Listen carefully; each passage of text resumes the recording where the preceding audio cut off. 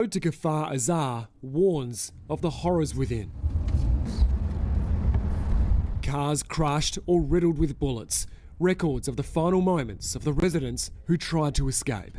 Inside the kibbutz, devastation. It's not a war, it's not a battlefield.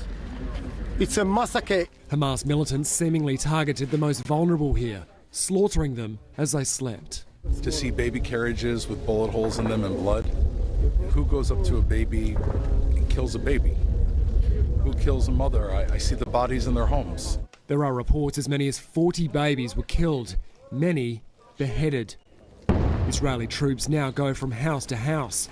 Behind each door, a fresh atrocity. This is a small farming village home to just 750 people. It was one of the first to be attacked by Hamas gunmen after they smashed through the border. Allahu Akbar! For 3 days, the Israeli forces fought to retake Kfar Aza, Hamas releasing this footage of the battle.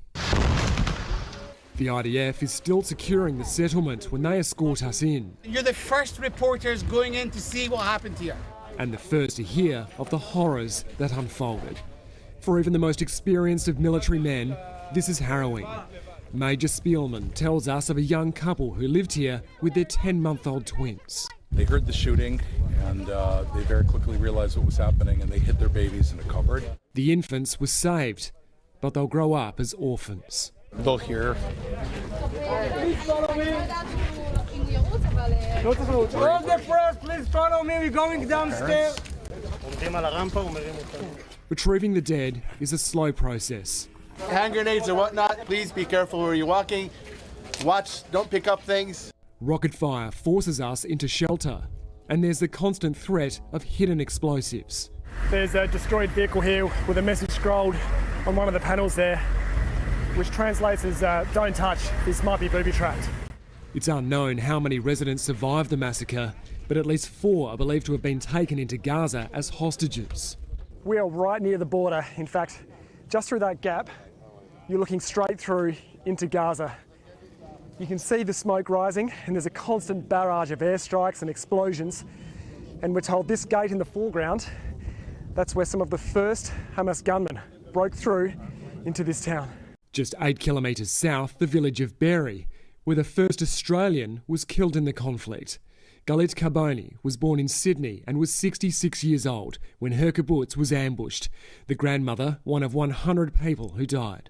I can only imagine what that family's going through, and I can only imagine what the pain that they're feeling at this loss. Israel says it has complete control of the border. Still, its aerial assaults on the enclave are unrelenting. This is white phosphor. This is white phosphor. You can see it? It's white phosphor bomb. White phosphorus can be absorbed into the body when inhaled or touched. Its deployment as a weapon in dense civilian areas is considered a war crime. After each strike, residents try to aid the injured. When the barrage comes, there's little that can protect them. Prepared for this. Let us know if you need to go into some sort of a bomb shelter or whatever, because I can hear those explosions going off right near you. There are no bomb shelters here. Buildings blown apart, its port ablaze. One assault destroyed part of a refugee camp. This man rescued from the rubble. Aid groups are pleading for a humanitarian corridor. We hope that soon we will be in a position to bring in new supply out from outside Gaza. Hamas still fires into Israel, warning residents of the southern city of Ashkelon to get out before launching a barrage of rockets. It's okay. Look where we are. Most were destroyed by the Iron Dome, but not all. This violence is not contained to Israel or Gaza. For a third straight day, shelling has sounded on the border with Lebanon. And for the first time in this conflict, Israel has fired into Syria, labelling it a retaliatory attack. The entire region on a knife's edge. In Kfar Aza, Israel, Edward Godfrey, 9 News.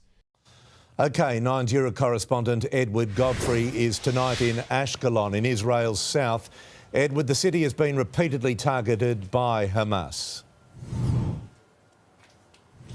It has, Peter. This city has been traumatised since the very first attack, coming under attack repeatedly, even late yesterday and last night. The sirens continually going off and people having to run for cover. You can see here, this is one property where a rocket or part of a rocket has hit. That's where it impacted, just narrowly missing this home. And you can see the huge amount of damage that it has caused. The owners and some helpers in there are just clearing it out. Fortunately, we're told nobody was hurt here. They managed to get down underneath the house into their bunker when they heard the sirens sounding, and they were okay. It's not just rocket attacks, though. The Israeli Defence Force tells us last night 3 Hamas militants tried to infiltrate this city. They were killed in an exchange of gunfire. But Peter, that is just one of the many ongoing dangers for residents in places like this. All right, Edward, thank you so much.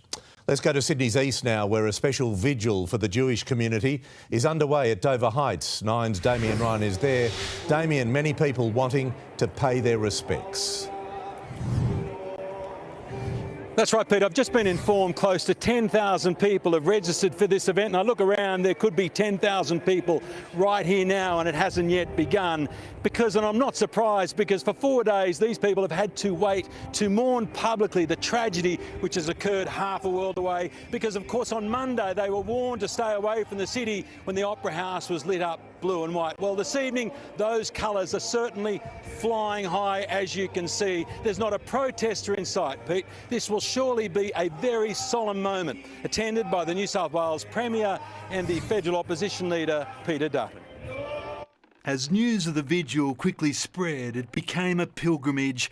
People pouring into a Dover Heights park this evening, a spectacular backdrop for a ceremony of sadness. The Jewish community is used to security, but tonight it was next level. Police and guards everywhere as politicians, community and religious leaders joined with the public in a show of solidarity for the people of Israel. We've had close people who are fighting and are affected by the war. So we're here to show solidarity and be with our brothers and sisters over there. We all mourn together for all those lives lost. The fallout from the conflict has seen Jewish institutions across the city turned into fortresses, with police confirming the force is on high alert. We don't have any information of direct threats at this stage. But just an hour later, this emerged on social media. 4 schoolboys with an Israeli flag in Bellevue Hill, abused by a man dressed in high-vis. He then threatens them. Police later arrested a 23-year-old man in Liverpool as another showdown looms with pro-Palestinian demonstrators. The Premier is still paying the price for the decision by police to allow Monday's rally to go ahead. I really want to make it clear to the Jewish community that I want to apologise to them, specifically on behalf of the government and myself as the Premier of New South Wales. But today in Parliament there was no apology for the only person arrested on the night for carrying an Israeli flag. Mark Spiro is here today. He wants an apology. Will you give Mark Spiro an apology? Police removed that gentleman from what was a very conflictual protest that was happening for his own safety. I thought that was a bit of a cop-out, to be honest. It was very general. Police have already canned another protest planned for this Sunday. So it won't be happening?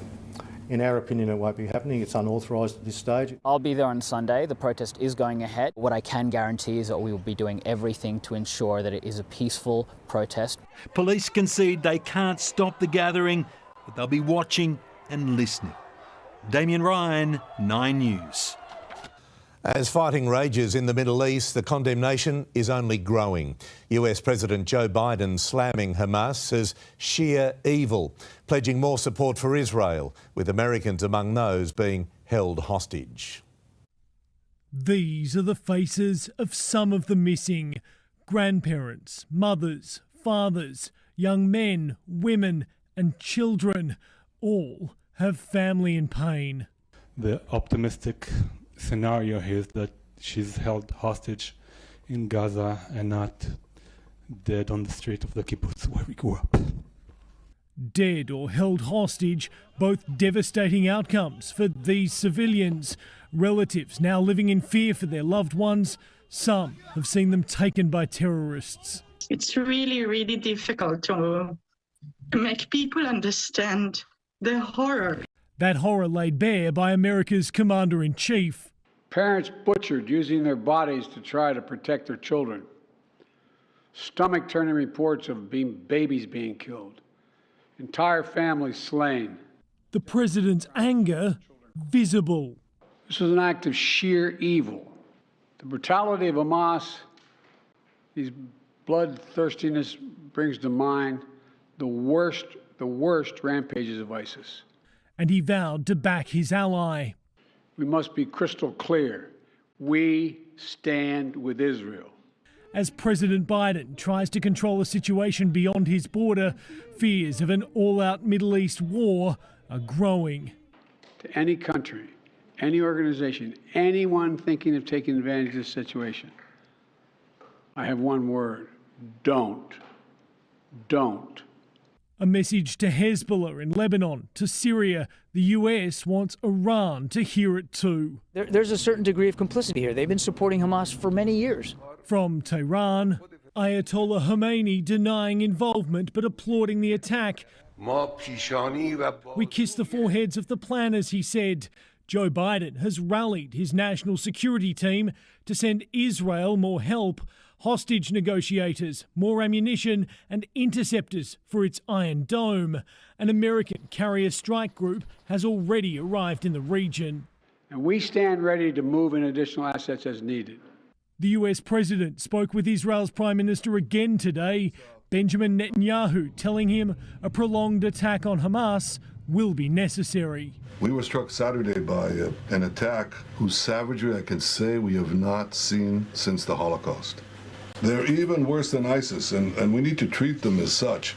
Joe Biden has been watching it all unfold from here at the White House. The US is very much being kept informed about how Israel might respond inside Gaza. And today, President Biden had a reminder of Israel's Prime Minister, Benjamin Netanyahu. Terrorists purposely target civilians, kill them. We uphold the laws of war. America has made its view clear, standing in readiness while the Middle East stands on the brink of even more bloodshed. At the White House, Jonathan Kersley, 9 News. The Prime Minister has confirmed tonight that 2 repatriation flights have been planned to evacuate Australians stranded in Israel from Friday. Qantas will operate the flights, with Australians in the region urged to register with the government's 24-hour consular emergency centre.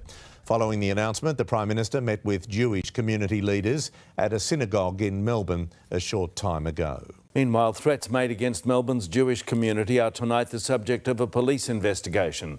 Penelope Leash tells us a rabbi and his young son are the latest to come forward, claiming they were targeted.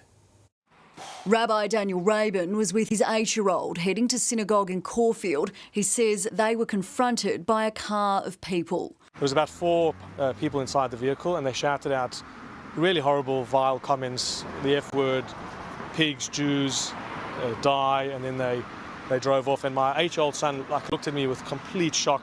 Detectives say they've resolved a separate incident at South Yarra where another man was approached by a group in a car. The guy in the back said, "We're hunting Jews."